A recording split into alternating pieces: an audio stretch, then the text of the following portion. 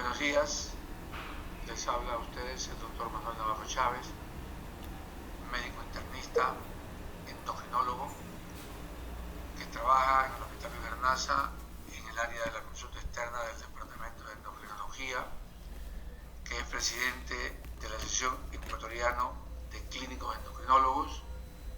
Soy profesor de la Universidad de Guayaquil de pregrado y profesor de posgrado de Medicina Interna de la UES de Guayaquil.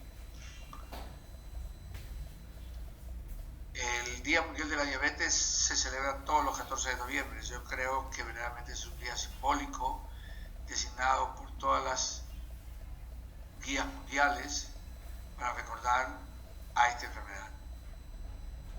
Un mensaje que siempre yo trato de dejar en todos los pacientes es que la diabetes es una enfermedad que dura 365 días al año, 31 días al mes, 24 horas, 60 minutos, 60 segundos, y tiene un solo objetivo: a menor control, menor calidad de vida, menos de tiempo de vida.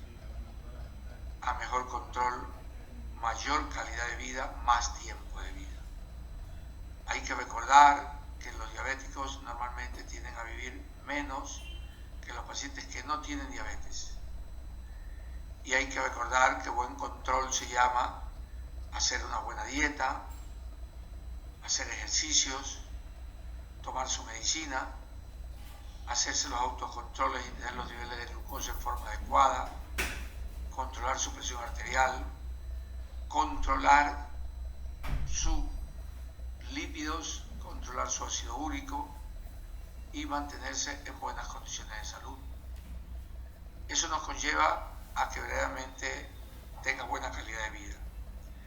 Y al hablar de calidad de vida nos vamos a referir exclusivamente a que el paciente diabético, hay que recordar que la diabetes mellitus es la primera causa de ceguera, es la primera causa de amputación no traumática, es la primera causa de neuropatía, es la primera causa de disfunción sexual en el mundo y es la primera causa de diálisis en el mundo.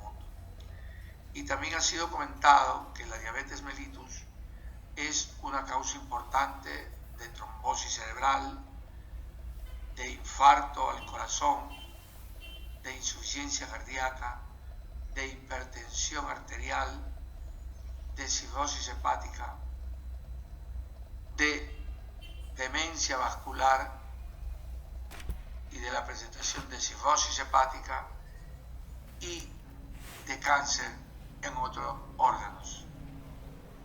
Y además es importante recordar que en un país donde todavía existe tuberculosis, normalmente los pacientes diabéticos que no se cuidan tienen la oportunidad de hacer un tipo de tuberculosis que es multiresistente a las drogas que se utilizan convencionalmente.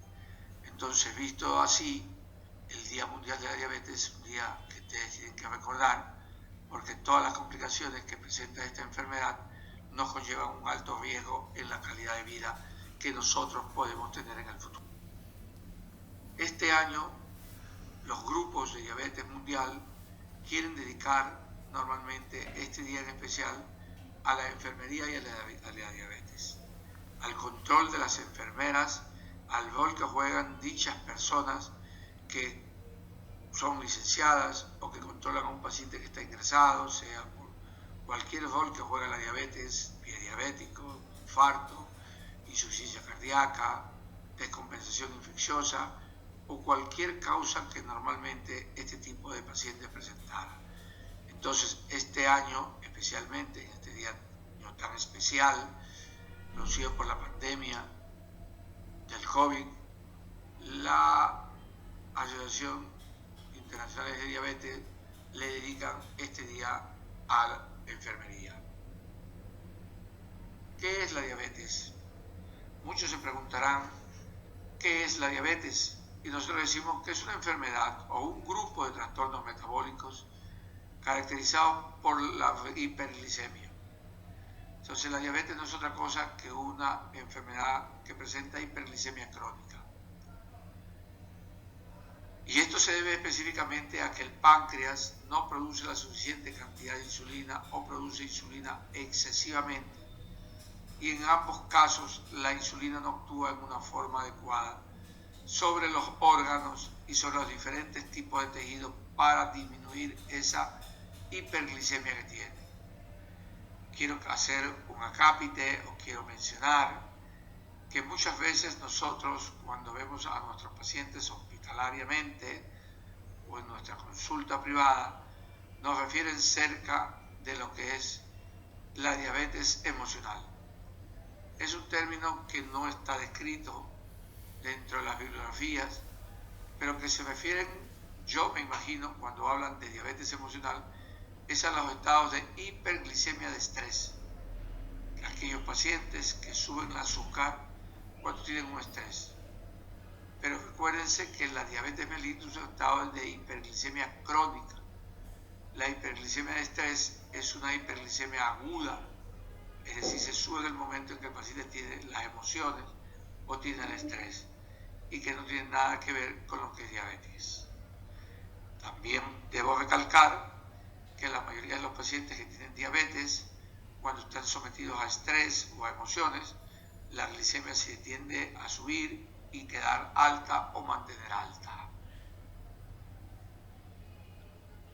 La clasificación de esta enfermedad pues es digna de recordarse, más que todo porque es importante recordar que existen diabetes mellitus de tipo 1, diabetes mellitus de tipo 2, diabetes estacional que se presenta en la semana 24 del embarazo y otros tipos de diabetes que están ligados con diabetes genéticas, con diabetes secundarias a enfermedades del páncreas, a tumores de la hipófisis o a presentación por drogas como por ejemplo los corticoides o medicaciones que se utilizan especialmente como drogas anti-rechazo en los pacientes que han sido trasplantados o en pacientes que utilizan drogas por cáncer donde realmente presentan hiperglicemia o pueden presentar diabetes. Es importante recordar esto porque siempre preguntan los pacientes ¿qué tipo de diabetes tengo? ¿Qué diabético soy? Entonces uno puede que los diabetes mellitus de tipo 1 se presentan normalmente por debajo, dice acá la DIAF, por debajo de 35, pero normalmente es por debajo de 30 que se presentan este tipo de pacientes. Los pacientes, como ustedes ven ahí en la representación, son todos jóvenes, es decir, normalmente es una diabetes de joven, aunque también hay un grupo pequeñito de pacientes diabéticos mellitus de tipo 1 que normalmente se presenta en ancianos. Pero la característica de estos pacientes es que sean niños o sean jóvenes que no producen insulina, es decir, sus células beta por algún mecanismo se cansaron de producir y ellos no tienen insulina circulante. Es decir, durante toda su vida tendrán que ser manejados con insulina. Los diabéticos de tipo 2, como ustedes ven en el gráfico, normalmente son pacientes que comen mucho, que son gordos, que tienen más de 40 años de edad, que toman agua, que toman muchas veces muchas drogas y que van normalmente a orinar mucho al servicio. Esa es la característica de este tipo de pacientes. Los pacientes con diabetes mellitus de tipo 1 son destrucciones inmunológicas de las células beta. La diabetes de tipo 2 es más progresiva, se presenta conforme pasan los años, 10, 15 años. Y la diabetes mellitus de tipo gestacional que se diagnostica en el segundo o el tercer mes del embarazo, normalmente es una característica solo de la gestación o solo del embarazo. ¿Cómo se diagnostica esta enfermedad? Yo creo que todos debemos saber. No necesita ser médico, necesita ser persona ligada con la salud para que sepa. Yo creo que es importante para ustedes, porque muchas veces se comenta entre amigos y amigas, oye, mira, me pasó esto, mire, me hice este examen, ¿qué tengo? Cuando una glucosa está mayor de 125, en un examen de sangre, o una glucosa está mayor de 200 al azar, o la hemoglobina glicosilada, que es un test que se realiza cada 3 meses en los pacientes diabéticos, está mayor de 6.5, nosotros hablamos de diabetes mellitus. Y si se hace una prueba de la tolerancia a la glucosa oral con 75 gramos y a las 2 horas está mayor de 200, entonces hablamos de diabetes mellitus. Hay muchos autores que dicen que la determinación de glucosa debe ser por 2 ocasiones cuando es mayor de 125, cuando es la glucosa, la prueba de tolerancia a la glucosa a las 2 horas mayor de 200 y cuando la hemoglobina glicosilada es mayor de 6.5. Que el único que diagnostica por una sola ocasión es cuando el azúcar es mayor de 200 en un grupo de pacientes a la... Miren ustedes la característica de este tipo de enfermedades. La obesidad, yo creo que es el factor más importante que desencadena este tipo de enfermedades conocidas como diabetes de tipo 2 que se presenta en obesos. El 90% de los diabéticos de tipo 2 son obesos. Y acá tenemos la herencia, que son 2 factores de riesgo para el desarrollo de diabéticos de tipo 1. Madre y padre, la posibilidad de tener ese niño es muy alta. Entonces, la obesidad y la herencia son los 2 principales factores de riesgo para el desarrollo de esta enfermedad. ¿Conoces alguno de los síntomas de la diabetes? Por supuesto que los conoces, porque siempre se está escuchando. Siempre se está escuchando que el paciente tiene mucha sed, que tiene visión borrosa, que comienza a perder peso, que se cansa, que solo quiere estar dormido, que tiene un deseo frecuente de orinar, que las heridas no sanan, que quiere comer mucho y que tiene problemas sexuales. Es decir, no tiene deseos sexuales. Entonces, cuando uno tiene un paciente que tiene sed constante y visión borrosa y deseo frecuente de orinar, que se cansa de la nada y quiere estar acostado y tiene heridas que no sanan y aumento del apetito, normalmente pensamos en diabetes mellitus. Pero hay un grupo de pacientes que no sienten absolutamente nada y también presentan la enfermedad. Es un hallazgo, de un momento a otro se determina. Otro grupo que falta aquí son los que aumentan mucho de peso y son asintomáticos y van para adelante asintomáticos, no sienten nada y es un hallazgo cuando se hacen algún examen para algún chequeo o alguna cosa en especial. Entienda, la diabetes conoce los síntomas de alerta, necesidad de orinar, falta de energía, sed excesiva, pérdida de peso. Normalmente yo siempre en broma le digo a mis estudiantes de la universidad, hasta José Feliciano puede diagnosticar este tipo de... El examen que puede medir la glucosa en la sangre es lo que sirve para diagnosticar. Si usted quiere saber si es diabético o no, tiene que hacerse un examen de sangre en ayunas con 8 horas a 12 horas de ayuno. Es el examen que nosotros utilizamos para realizar el diagnóstico. Acuérdense que tiene que estar por arriba de 125 por 2 ocasiones. También se hace en el mismo examen un examen la hemoglobina glicosilada y nos sirve como diagnosticar. Como ustedes ven en la foto, en la diapositiva, está también una maquinita. Esa sirve para el control, para saber cómo estoy, cómo va o cómo siento o cómo va mi evolución, para ver si el control es adecuado o no, pero no sirve para diagnosticar la enfermedad. Cuando una vez yo he diagnosticado la enfermedad, debo recordar siempre en mi cabeza un triángulo. El triángulo significa el tratamiento. Si este triángulo yo lo pongo, en esta diapositiva, como lo estoy haciendo en este momento, y corro las líneas, y yo digo, esto va a corresponder